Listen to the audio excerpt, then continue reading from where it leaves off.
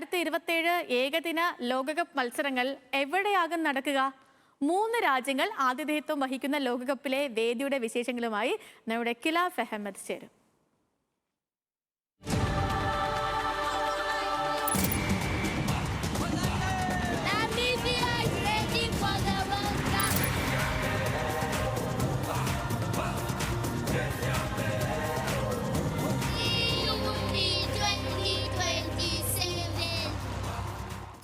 ലോക ക്രിക്കറ്റിന്റെ ഏറ്റവും വലിയ വേദി ഇത്തവണ 3 രാജ്യങ്ങളിലായി 24 വർഷങ്ങൾക്ക് ശേഷം ഏകദിന ലോകകപ്പ് വീണ്ടും ആഫ്രിക്കൻ മണ്ണിലെത്തുമ്പോൾ ആരാധകരെ കാത്തിരിക്കുന്നത് ചരിത്രവും പ്രകൃതി ഭംഗിയും പാരമ്പര്യവും ഒത്തുചേരുന്ന 12 വേദികൾ.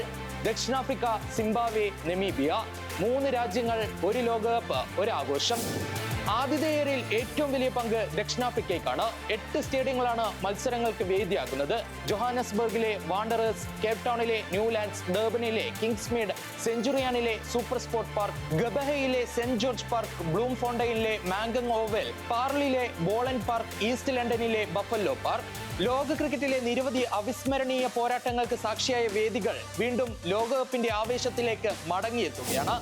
സിംബാബ്വെയിലെ 3 വേദികളിൽ ഏറ്റവും ശ്രദ്ധ നേടുന്നത് മോസിയോ തൂനിയ അന്താരാഷ്ട്ര സ്റ്റേഡിയമാണ്. ലോകാത്ഭുതങ്ങളിൽ ഒന്നായ വിക്ടോറിയ ഫോൾസിന് സമീപം പുതുതായി നിർമ്മിച്ച ഈ സ്റ്റേഡിയം ആദ്യമായാണ് ലോകകപ്പ് മത്സരങ്ങൾക്ക് വേദിയാകുന്നത്. ഹരാരെ സ്പോർട്സ് ക്ലബ്ബും ബുലാവോയിലെ ക്വീൻസ് സ്പോർട്സ് ക്ലബ്ബും വീണ്ടും ലോക ക്രിക്കറ്റിന്റെ വലിയ വേദിയായി മാറും. നമീബിയക്ക് ഒരു വേദി മാത്രം, പക്ഷേ അതിന്റെ പ്രാധാന്യം ചെറുതല്ല. വിൻഡ് ഹോക്കിലെ നമീബിയ ക്രിക്കറ്റ് ഗ്രൗണ്ടിലാകും രാജ്യത്തിന്റെ ആദ്യ ലോകകപ്പ് മത്സരങ്ങൾ അരങ്ങേറുക. 3 രാജ്യങ്ങൾ ചേർന്ന് നടത്തുന്ന ലോകകപ്പിൽ നമീബിയക്കും ചരിത്രത്തിൽ ഭാഗമാകാനുള്ള അപൂർവ അവസരമാണിത്. വേദികൾക്കൊപ്പം ലോകകപ്പിന്റെ പുതിയ ലോഗോവും ICC അവതരിപ്പിച്ചു. Make the circle bigger. Ubuntu എന്ന ആഫ്രിക്കൻ ജീവിത ദർശനത്തെ അടിസ്ഥാനമാക്കിയുള്ള ടാഗ്ലൈൻ, ആഫ്രിക്കൻ പാരമ്പര്യവും സംസ്കാരവും പ്രതിഫലിക്കുന്ന ലോഗോ. എല്ലാം ചേരുമ്പോൾ വരാനിരിക്കുന്ന ഏകദിന ലോകകപ്പ് ഒരു ക്രിക്കറ്റ് ടൂർണമെന്റ് മാത്രമല്ല, ആഫ്രിക്കയുടെ സംസ്കാരവും ആതിഥേയത്വവും ലോകത്തിന് മുന്നിൽ അവതരിപ്പിക്കുന്ന ഒരു മഹോത്സവമാകുമെന്ന പ്രതീക്ഷയാണ് ICCക്കുള്ളത്.